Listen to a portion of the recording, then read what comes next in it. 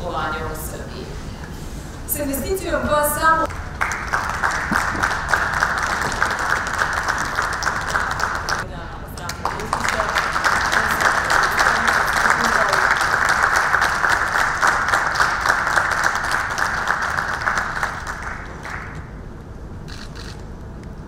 Gospodine Felix Wittenbeck, uvažena ministarko, poštovani gradonačelnik. Predsjednika Republike Srbije, gospodina Aleksandra Vučića i gradonačelnika Kragujevca.